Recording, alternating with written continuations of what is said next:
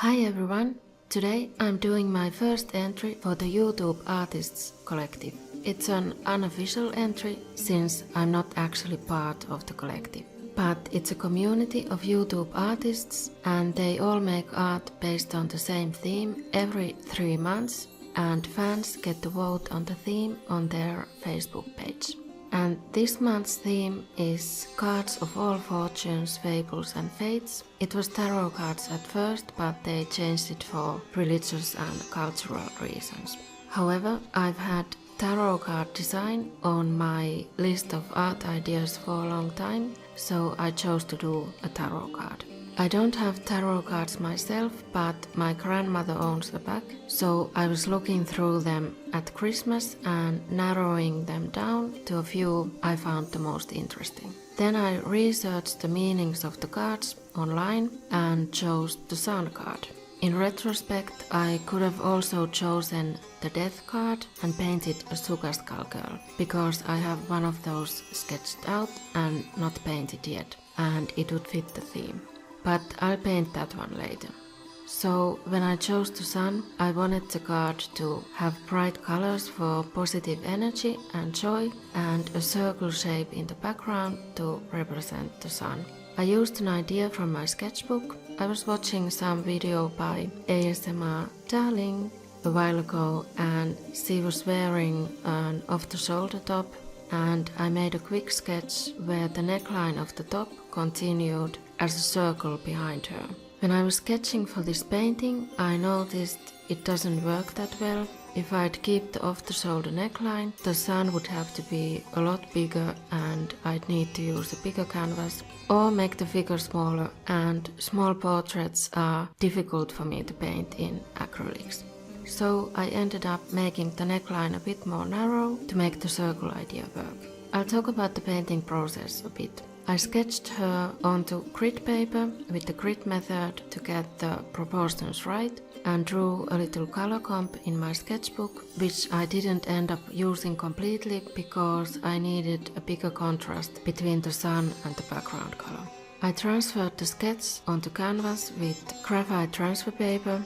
I used a plate and a tin box as guides to get symmetric circles, and I sealed the graphite sketch with matte medium to prevent it from smudging the acrylic paint.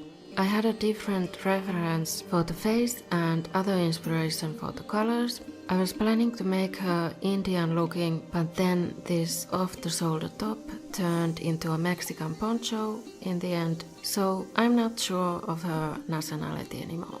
By the way, this is how I try to use references and ideas from other artists. If you saw any of the reference photos I used, you probably couldn't see much connection between any particular photo and this painting. I've been thinking of making a video on where I find references, so if you don't want to miss that and my other art tips, subscribe to my channel.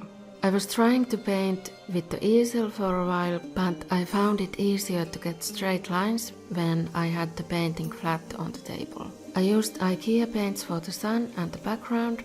They weren't that opaque, but I liked the color of the fuchsia paint, so for the second layer I mixed it together with a different, more opaque version of that color. The brand is Plus Color, and I got those from a craft store. Those two together were a lot more opaque and the color was nearly the same. I sometimes get asked where the small table easel is from, and it's from Lidl. I don't remember how much it cost, I've had it for many years, but it's Lidl, so I assume it was cheap. For the skin tone I mixed red, yellow, browns, white and added blue for the shadows. The acrylic paints I use are hobby quality paints, so most of them don't state which pigments they use, so I can't be more specific than that.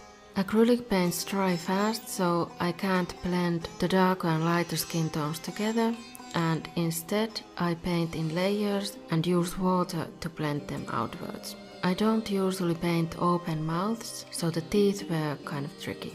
we had a little tarot reading at my grandmother's last weekend, just for fun. We would choose one card from the pack and turn it around and read the meaning from the instructions. The card I got was 4 of Wands. I don't remember the meaning exactly, and now that I'm trying to find it online, these explanations seem quite different from what I read in the book. However, what I got from it was that it means that you're doing what you love, you're happy in this moment, but it might also mean new beginnings, like a new hobby. The way I interpret that is that I'm happy with the path I'm on right now. I used to have a bit of an inner contradiction with what I was studying and what I actually wanted to do. But what I'm doing with art and my YouTube channel fits together better with the field I'm studying now. And they kind of feed off of each other, even though it's not art that I'm studying. But I like this mix of art, video making, business, graphic design, web design and IT. Getting back to the painting. When you make mistakes, you can lift the paint with a clean, wet brush or a piece of paper while the paint is still wet. But I noticed a strange thing with the IKEA paints. I think it said somewhere in the package or in the store that they are acrylic paints, but you can just wipe them off with water even when they're dry. So I had to keep adding yellow paint to the sun when I tried to make the lines of the red paint sharper. So if the IKEA paints are gouache paints instead of acrylics, I'm just wondering if I can varnish this painting normally or will the varnish reactivate the paint. Maybe I need to go over the yellow part in acrylic to make sure I can varnish the painting. I'm going to gather up all the YouTube Artists Collective entries of this theme into a playlist and link it in the description if you want to check them out. And if you entered this theme yourself and made it into a YouTube video, you can link your video in the comments and I'll add your entry to the playlist too. The metallic details of the painting are Montmartre bronze metallic paint. I gave the girl a white outer glow towards the end so she could stand out from the background a bit more, and it also made it easier to cut her out of the background for prints in GIMP after taking a photo of the painting.